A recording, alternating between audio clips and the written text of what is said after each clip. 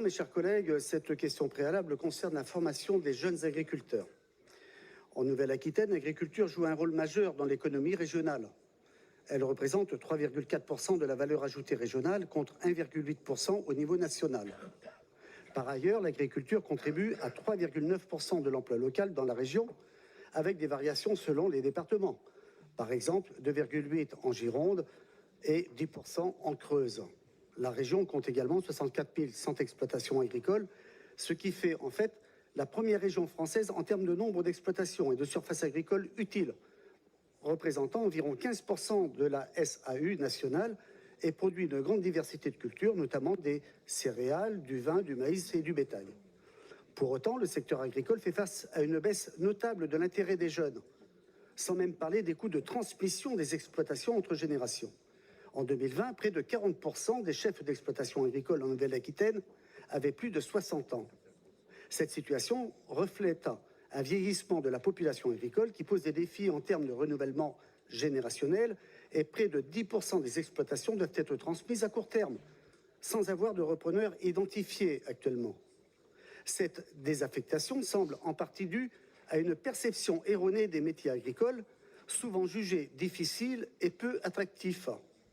Or, les avancées technologiques et les évolutions actuelles rendent ces métiers plus innovants et porteurs d'avenir, si les revendications des agriculteurs sont enfin entendues à tous les niveaux.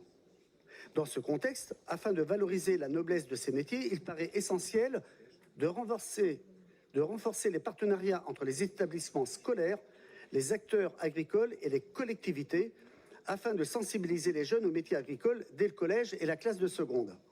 Je vous propose donc d'étudier, voire d'accentuer 4 pistes d'action concrètes. Premièrement, renforcer les interventions en milieu scolaire en mettant en place des journées portes ouvertes dédiées à la découverte des métiers agricoles. Ensuite, en proposant des visites d'exploitation agricole conventionnelle et biologique et en invitant des agriculteurs et des professionnels à intervenir dans les collèges et les lycées. L'objectif serait de sensibiliser les jeunes aux opportunités offertes par ce secteur en s'appuyant sur des témoignages concrets. Deuxième piste, développer une campagne de communication régionale positive, c'est-à-dire mettre en avant la diversité des métiers agricoles, notamment ceux liés aux nouvelles technologies, et utiliser des supports modernes et attractifs adaptés aux jeunes publics. Cette campagne pourrait être réalisée en partenariat avec les organisations agricoles et les rectorats pour valoriser l'image de l'agriculture comme un secteur dynamique, moderne et utile. Troisième piste, créer ou renforcer les dispositifs de stage et d'apprentissage en permettant aux collégiens et lycéens d'effectuer des stages ou de l'apprentissage dans des exploitations agricoles. Une telle démarche établirait un lien direct entre les jeunes et les professionnels du secteur, les familiarisant concrètement avec les métiers et l'environnement du travail. Enfin, quatrième piste, renforcer l'accompagnement dans l'orientation scolaire en introduisant des sessions d'information spécifiques sur les formations agricoles dans les parcours d'orientation des classes de 3e et de seconde, et s'appuyer sur les conseillers d'orientation et collaborer avec les professionnels du secteur agricole. Cela permettrait de mieux informer les jeunes sur les opportunités de formation dans le secteur. En conclusion, quelle action le Conseil régional a-t-il déjà mis en place pour promouvoir les métiers agricoles auprès des jeunes, notamment via les dispositifs de formation et d'orientation? Et est-ce qu'à l'avenir, des modifications au RI sont-elles prévues dans le chantier 3.3 ou le chantier 2.5 pour renforcer l'apprentissage et faciliter l'installation des jeunes agriculteurs? Je ne sais pas si vous êtes au courant, enfin Jean-Louis Nimbrini ou Jean-Pierre Hesnaut pourraient le dire mieux que moi, l'apprentissage est largement développé dans les lycées agricoles.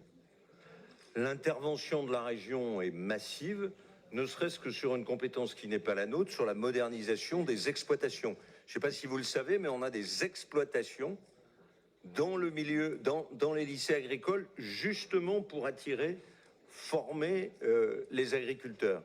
Nous avons installé aussi une formation spécifique au métier de vétérinaire, qui est essentielle. Personne en a, enfin, vous n'en avez pas parlé du côté de votre groupe sur le problème sanitaire de l'élevage. Et nous avons plus de 64 jeunes qui vont faire un stage de formation spécifique au métier de vétérinaire. Nous travaillons avec le ministère de l'Agriculture justement pour revaloriser, non seulement en formation initiale, mais aussi en formation d'apprentissage, mais aussi en formation des nouveaux agriculteurs. Et ce qui est totalement... il faut que vous soyez prudent là-dessus, parce que moi j'ai assisté au lycée de Montardon. Je regarde Pierre Chéret, au lycée de Montardon, à une formation avec Jean-Pierre Heynaut sur les futurs nouveaux agriculteurs. À part un seul, tous, ils étaient 17, c'est-à-dire 16 sur 17, portaient la transition agroécologique, voire l'agriculture biologique. Donc, vous êtes complètement à côté de la plaque, posant des questions. Alors, je ne comprends pas bien, les 14 amendements viennent là aussi pour retarder cette décision et vous entendre parler à U et à Dia, mais les choses avancent. Sur le bassin d'Arcachon, bon sang de bois,